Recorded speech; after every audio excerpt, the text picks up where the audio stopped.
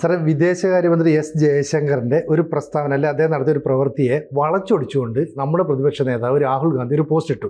ശരിക്കും ഈ പോസ്റ്റ് വായിച്ചു കഴിഞ്ഞാൽ ആളുകൾ തോന്നും ഇയാൾ പൊട്ടനാണോ എന്ന്. അങ്ങനെ ഒരു സംശയം ഞാനും ചോദിച്ചാൽ എന്തായിരിക്കും സാറേ? രാഹുൽ ഗാന്ധി പൊട്ടനാണെന്ന് എത്രയോ തവണ ചർച്ചയ്ക്കിടയിൽ എനിക്ക് പറയേണ്ടി വന്നിട്ടുണ്ട്. കാരണം ചരിത്രപരമായ അബദ്ധങ്ങൾ പറയും. സവർക്കറെ പറ്റി അബദ്ധം പറഞ്ഞിട്ട് 2 കേസുകൾ ഇപ്പം നിലവിലുണ്ട്. 2ഉം ഗൗരവമുള്ള കേസുകളാണ്. അത് നമുക്ക് പിന്നെ പറയാം. ഇപ്പം സംഭവിച്ചിരിക്കുന്നത് എന്താണെന്ന് വെച്ച് കഴിഞ്ഞാൽ, പാകിസ്ഥാൻ്റെ ഭീകര കേന്ദ്രങ്ങൾ ആണ് നമ്മൾ ആക്രമിക്കുന്നത്, സൈനിക കേന്ദ്രങ്ങൾ നമ്മൾ ആക്രമിക്കുന്നില്ല എന്ന് നമ്മൾ പാകിസ്ഥാനെ അറിയിച്ചിരുന്നു എന്ന് നമ്മുടെ വിദേശകാര്യമന്ത്രി ജയശങ്കർ പറഞ്ഞു. അപ്പോൾ ഇന്നലത്തെ രാഹുൽ ഗാന്ധിയുടെ പോസ്റ്റ് എന്താണെന്ന് വെച്ച് കഴിഞ്ഞാൽ, ഇത് കാലേ കൂട്ടി, അതായത് നമ്മൾ അവരുടെ സൈനിക കേന്ദ്രങ്ങളെ ആക്രമിക്കില്ല എന്നുള്ളത് കാലേ കൂട്ടി അറിയിച്ചത് ഒരു ക്രൈമാണ്. എന്തിനങ്ങനെ അറിയിച്ചു? അങ്ങനെയാണെങ്കിൽ അത് കാരണം നമ്മുടെ എത്ര വിമാനങ്ങൾ നഷ്ടപ്പെട്ടു? പാകിസ്ഥാനുമായിട്ടുള്ള യുദ്ധത്തിൽ പാകിസ്ഥാൻ നമ്മുടെ എത്ര വിമാനങ്ങൾ തകർത്തു? രാഹുൽ ഗാന്ധി ഉദ്ദേശിക്കുന്നത് എന്താണെന്ന് വെച്ച് കഴിഞ്ഞാൽ, നമ്മൾ നേരത്തെ തന്നെ പാകിസ്ഥാനെ ഈ ഭീകര കേന്ദ്രങ്ങൾ ആക്രമിക്കുന്ന കാര്യം അറിയിച്ചത് കൊണ്ട് പാകിസ്ഥാന് തയ്യാറെടുപ്പ് നടത്താൻ പറ്റി. അതുകൊണ്ട് നമ്മുടെ കുറേ വിമാനങ്ങൾ അവരെ ആക്രമിച്ചു വീഴ്ത്തി. ഇതാണ് ഇയാൾ പറയുന്നത്. മണ്ടനാണ് ഇയാൾ. എന്താണെന്ന് വെച്ച് കഴിഞ്ഞാൽ, ജയശങ്കർ പറഞ്ഞത് വളച്ചൊടിക്കുകയാണ് രാഹുൽ ഗാന്ധി ചെയ്തിരിക്കുന്നത്. ജയശങ്കർ പറഞ്ഞത് എന്താണെന്ന് വെച്ച് കഴിഞ്ഞാൽ, നമ്മൾ ആക്രമിച്ച ശേഷം, ഭീകര കേന്ദ്രങ്ങൾ ആക്രമിച്ച ശേഷം നമ്മുടെ DGMO, director general of military operations, അദ്ദേഹം അവിടുത്തെ DGMOയെ വിളിച്ചു. എന്നിട്ട് ഞങ്ങൾ ഭീകര കേന്ദ്രങ്ങൾ ആക്രമിച്ചിട്ടുണ്ട് കേട്ടോ, ഞങ്ങൾ സൈനിക കേന്ദ്രങ്ങൾ ആക്രമിക്കാൻ ഉദ്ദേശിക്കുന്നില്ല എന്ന് പറഞ്ഞാൽ, വേണമെങ്കിൽ ഇത് കഴിഞ്ഞിട്ട് ചർച്ചയാകാം എന്നാണ് ഉദ്ദേശിക്കുന്നത്.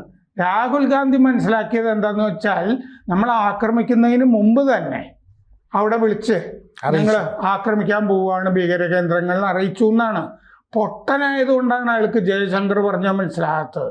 ജയശങ്കർ പറഞ്ഞത് ബാക്കി എല്ലാവർക്കും മനസ്സിലായിട്ടുണ്ട്. ഇപ്പോൾ രാഹുൽ ഗാന്ധി പൊട്ടനാണെന്ന് സോഷ്യൽ മീഡിയയിൽ പല ആളുകളും ചൂണ്ടിക്കാണിക്കുന്നുമുണ്ട്.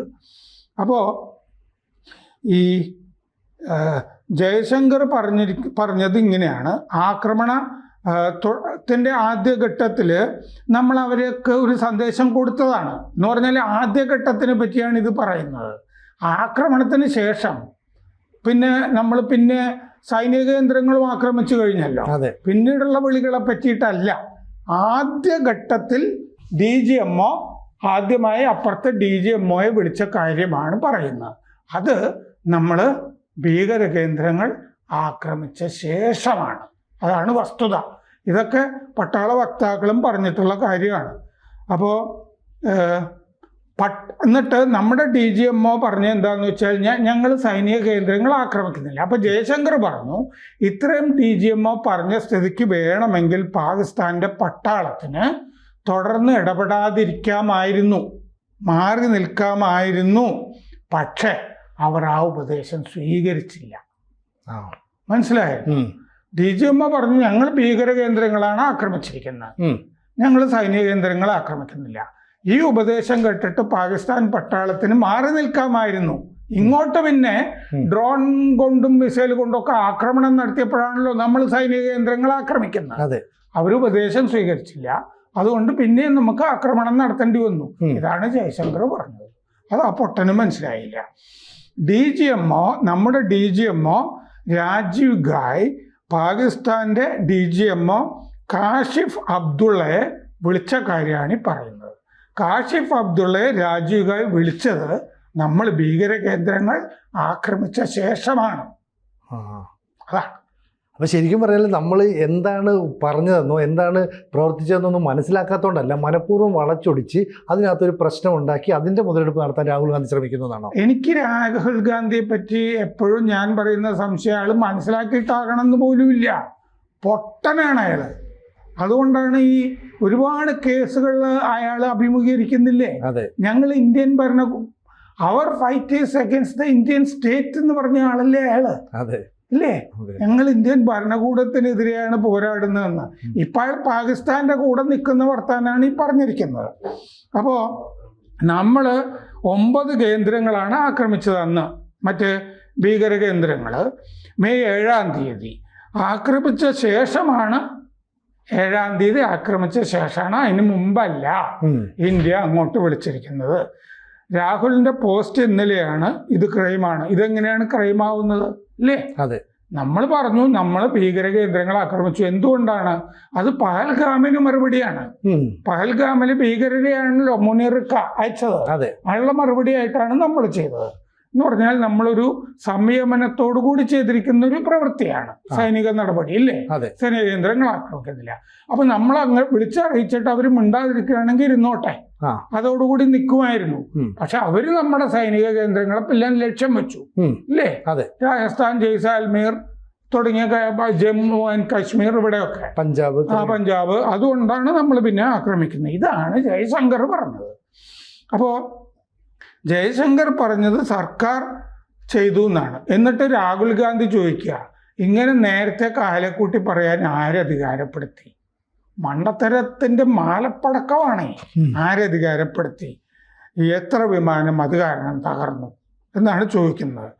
അപ്പോൾ ഇന്ത്യയുടെ ഈ ഇത്തരം കാര്യങ്ങളൊന്നും നമ്മൾ, വിമാനങ്ങൾ എത്ര തകർന്നു തുടങ്ങിയ കാര്യങ്ങളൊന്നും ഞങ്ങൾ പറയാൻ പോകുന്നില്ല എന്ന് നമ്മുടെ വക്താക്കളായ ഭാരതി, പിന്നെ പ്രമോദ് ഖായ്, ഇവരൊക്കെ പത്രസമ്മേളനത്തിൽ പറഞ്ഞിരുന്നു. കാരണം ഏത് യുദ്ധത്തിലും ഇല്ലേ വിമാനങ്ങൾ തകരാം ഇല്ലേ, മനുഷ്യ ജീവൻ നഷ്ടപ്പെടാം. അങ്ങനെയാണല്ലോ പോരാട്ടം എന്ന് പറയുന്നത്.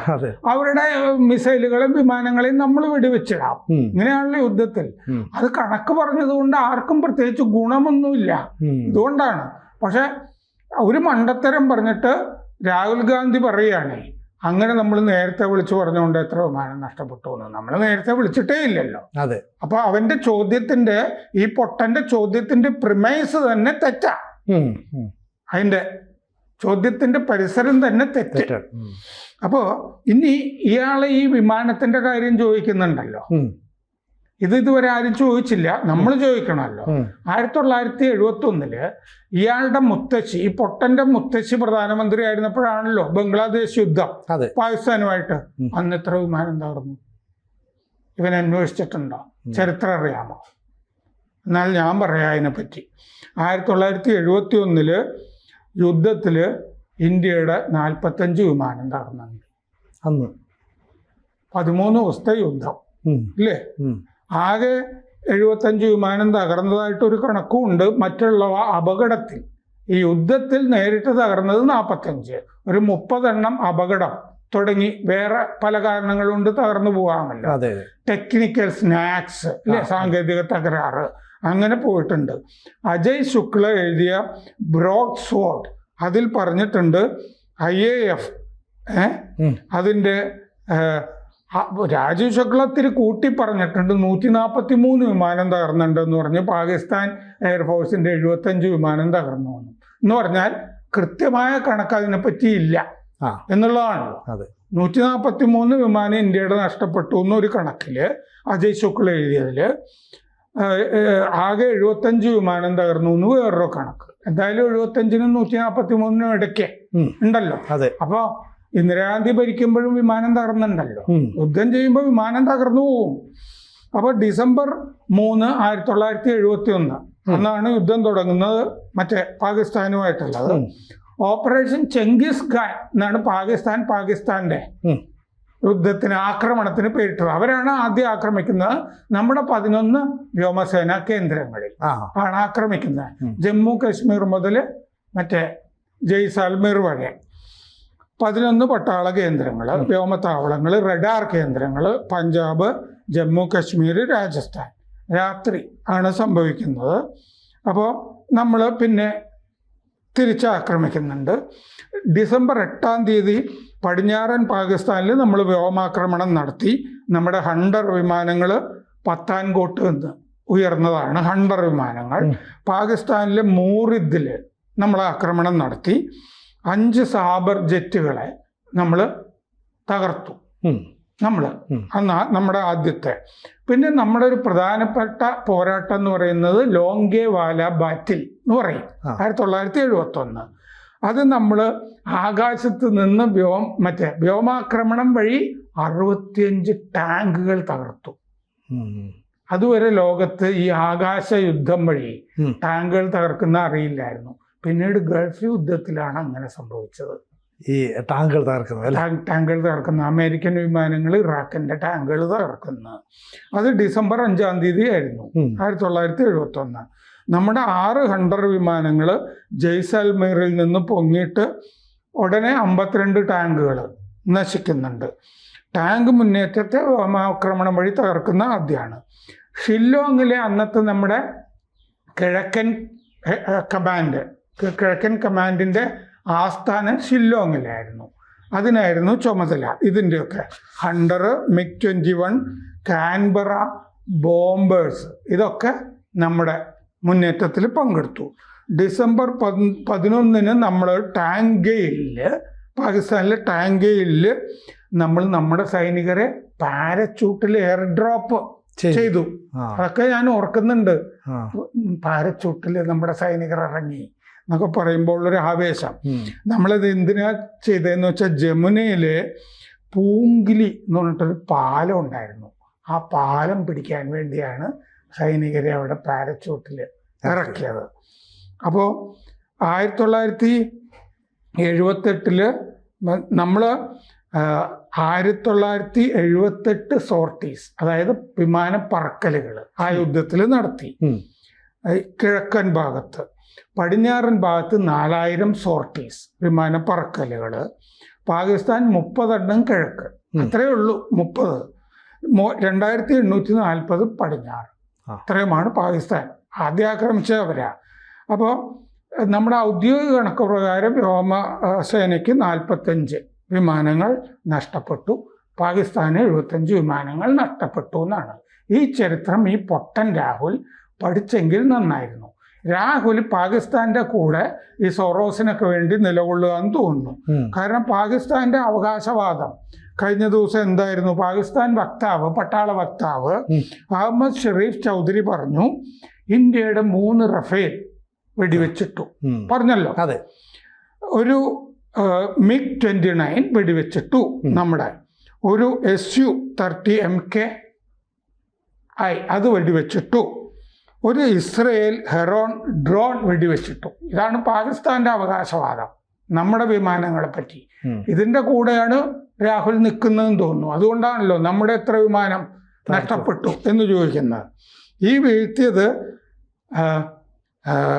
ചൈനീസ് ചെങ്ഡു J-10C വിമാനം ചൈനയുടെ തന്നെ PL-15E മിസൈൽ ഉപയോഗിച്ചാണെന്നും പട്ടാള വക്താവ് പാകിസ്ഥാന്റെ അവകാശപ്പെട്ടു. ഇതൊക്കെ അവകാശവാദങ്ങൾ മാത്രമാണ്.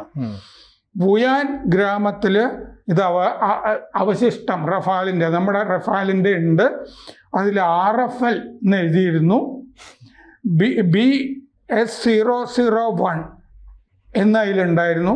അത് നമ്മുടെ ആദ്യ റഫേലിൽ ഉണ്ടായിരുന്നതാണ്, ബട്ടിൻ്റെയിൽ തകർന്നത് അതാണ് എന്നൊക്കെ പറഞ്ഞിരുന്നു. വാഷിങ്ടൺ പോസ്റ്റ്, റോയിട്ടേഴ്സ്, CNN ഇതൊക്കെ പാക് അവകാശവാദങ്ങൾ പ്രസിദ്ധീകരിച്ചിരുന്നു. പിന്നെ ഈ മാത്യു സാമുവൽ എന്ന് പറഞ്ഞൊരുത്തനും ഇതൊക്കെ പറഞ്ഞിട്ടാണല്ലോ പൂട്ടിച്ചു പോയത്. ഇനി ഇതിൻ്റെ വാസ്തവം എന്താണ്? അതായത് നമുക്ക് ഈ കശ്മീരിൽ കിട്ടിയ അവശിഷ്ടം ബാഹ്യ ഫ്യൂവൽ ടാങ്കിൻ്റെയാണ്, ഒരു വിമാനത്തിൻ്റെ. അതായത് ഇന്ധനം തീർന്നു കഴിയുമ്പോൾ ആ ഫ്യൂവൽ ടാങ്ക് ഈ വെയിറ്റ് കുറയ്ക്കാൻ വേണ്ടി ഉപേക്ഷിക്കും. അങ്ങനെ അതിപ്പോൾ ഒരു ഫ്രഞ്ച് വിദഗ്ധൻ അത് അവിടെ കണ്ടത് ഒരു ബാഹ്യ ഫ്യൂവൽ ടാങ്കിൻ്റെയാണ് എന്ന് പറഞ്ഞിട്ടുണ്ട്. പക്ഷേ അതിലുണ്ടായിരുന്നത് RFL എന്നല്ല, RPL എന്നാണ്. RPL എന്ന് പറഞ്ഞാൽ അതിൻ്റെ ഫ്രഞ്ച് വാചകത്തിൻ്റെ അർത്ഥം ഈ എക്സ്റ്റേണൽ ടാങ്ക്, അതായത് കളയാവുന്ന ബാഹ്യ ടാങ്ക്, അതിൻ്റെ ഷോർട്ട് ഫോമാണ് ഫ്രഞ്ച് ഭാഷയിൽ. ജെറ്റീസണബിൾ എക്സ്റ്റേണൽ ടാങ്ക്, എടുത്ത് കളയാവുന്ന ബാഹ്യ ടാങ്ക്, അതാണ് അതിൽ എഴുതി വെച്ചിരുന്നത്. അപ്പോൾ അത് തെളിവായില്ലേ? അല്ലാതെ RFL എന്നല്ല, റഫേൽ എന്നല്ല, RPL എന്നാണ് എഴുതിയിരുന്നത്. അപ്പോൾ അതിൽ ഡേറ്റ് ഉണ്ട് ആ ടാങ്കിൽ. അത് 1984 ഡിസംബറിനാണ്. 1984 ഡിസംബർ. റഫേലിൻ്റെ ആദ്യത്തെ പരീക്ഷണം 1986 ജൂലൈയിലാണ്. പിന്നെയും 2 കൊല്ലം കഴിഞ്ഞിട്ടാണ്. ഇനി ഈ ടാങ്ക് മിറാഷ് 2000-ൻ്റെയാണ്, റഫേലിൻ്റെ അല്ല. അപ്പോൾ നമ്മൾ ഒരു റഫേൽ പണ്ട് ജെറ്റ് ഇന്ധനം ടാങ്ക് ഉപയോഗിച്ച് കഴിഞ്ഞിട്ട് ഉപേക്ഷിച്ചതാണത് വെയിറ്റ് കുറയ്ക്കാൻ വേണ്ടി. അപ്പോൾ ട്രെവർ ബാൾ എന്ന് പറഞ്ഞ associate researcher armament research services, ഈ ട്രെവർ ബാൾ ഇത് ശരിവെച്ചിട്ടുണ്ട്. ഇതൊരു ബാഹ്യ ടാങ്കാണ്, അത് മിറാഷിൻ്റെ ആണ്, അത് റഫേൽ എന്നല്ല, RPL എന്നാണ് എന്നാണ്. പിന്നെ മോഗയിൽ ഇവർ കാണിച്ച ചിത്രങ്ങൾ ഉണ്ടല്ലോ പാകിസ്ഥാൻ, ഇത് അതാണ് ഇതാണെന്നൊക്കെ പറഞ്ഞിട്ട്, മിഗ് ആണെന്നൊക്കെ പറഞ്ഞ്, അത് മോഗയിൽ 2021 നമ്മുടെ ഒരു MiG-21 ക്രാഷ് ചെയ്തിരുന്നു, തകർന്നു വീണിരുന്നു, അതിൻ്റെ ചിത്രം. പിന്നെ രാജസ്ഥാനിൽ 2024 ഒരു MiG-29 ക്രാഷ് ചെയ്തിരുന്നു, അതിൻ്റെ ചിത്രം. പിന്നെ ഈ ഖൈബർ പഖ്തൂൺഖ്വയിൽ ഒരു 2024 ക്ലാഷ് നടന്നപ്പോൾ, സംഘർഷം നടന്നു കഴിഞ്ഞപ്പോൾ നടന്ന ഈ കലാപത്തിൻ്റെ ചിത്രം, അതാണ് ശ്രീനഗറിലെ വ്യോമതാവളം നമ്മുടെ തകർത്തു എന്ന് പറഞ്ഞ് കാണിച്ച ചിത്രം. അത് ഖൈബർ പഖ്തൂൺഖ്വയിലെ ചിത്രമാണ്. ഇതൊക്കെയാണ് വാസ്തവം. അപ്പം ഈ ചെക്കന്, ഈ പൊട്ടൻ ചെക്കന് സത്യമറിയില്ല, ക്രോസ് ചെക്ക് ചെയ്യാൻ അറിയില്ല, ഫാക്ട് ചെക്കിങ് അറിയില്ല, ഒരു കോപ്പും അറിയില്ല. അതാണ് ഈ വർത്താനം പറയുന്നത്. ജയശങ്കർ പറഞ്ഞ എന്താണെന്നും അറിയില്ല. ആരൊക്കെയോ മണ്ടത്തരം പറഞ്ഞു കൊടുക്കുന്നു, ഇതൊക്കെ ഇങ്ങനെ പറഞ്ഞുകൊണ്ടിരിക്കുന്നു. അതുകൊണ്ടാണല്ലോ ഗാന്ധി ഇംഗ്ലണ്ടിലാണ് വിമാനത്തിൽ നിന്ന് ഗാന്ധിയെ ട്രെയിനിൽ നിന്ന് പുറത്താക്കിയത് എന്ന് പറഞ്ഞത്. സൗത്ത് ആഫ്രിക്കയിലാണ്, നെറ്റാലിലാണ് സംഭവിച്ചതെന്ന് അറിയില്ല. എന്നിട്ട് ബ്രിട്ടനിൽ പ്രസംഗിച്ചു ഇയാൾ. സവർക്കറുടെ ഒരു പുസ്തകത്തിലുണ്ട്, സവർക്കർ 5-6 സുഹൃത്തുക്കളുമായിട്ട് ചേർന്നിട്ടൊരു മുസ്ലിമിനെ ആക്രമിച്ചു, അപ്പോൾ വലിയ സന്തോഷം തോന്നിയെന്ന് സവർക്കർ എഴുതിയിട്ടുണ്ടെന്ന്. സവർക്കർ ഒരു സ്ഥലത്തും ഇങ്ങനെ എഴുതിയിട്ടില്ല. അതാണ് ഇപ്പോൾ കേസായിട്ട് കിടക്കുന്നത്. ആരെങ്കിലും ഒരു ഇങ്ങനെ പറഞ്ഞിട്ടുണ്ടെന്ന് പറയുമ്പോൾ ഏത് പുസ്തകത്തിൽ ഏത് പേജ് എന്നൊക്കെ ചോദിക്കണ്ടേ? സംസാരിക്കുമ്പോഴും പറയണ്ടേ ഇന്ന പുസ്തകം ഇത്ര പേജ് എന്ന്? ഇങ്ങനൊരു പൊട്ടൻ രാഷ്ട്രീയ നേതാവിനെ ഒന്നാമത് ഇന്ത്യയിലൊക്കെ ഉണ്ടാകണ്ടേ? മിക്കവാറും സമയം ഈ തായ്ലൻഡിലും പട്ടായയിലും ഒക്കെ പോയിക്കൊണ്ടിരിക്കുന്ന ഒരുത്തൻ ഇന്ത്യയെ പറ്റി വല്ല വിവരമുണ്ടോ? കൂടുതൽ വാർത്തകളും വിശേഷങ്ങളും നിങ്ങളിലേക്ക് എത്താൻ ABC മലയാളം സബ്സ്ക്രൈബ് ചെയ്യുക, ബെൽബട്ടനും അമർത്തുക.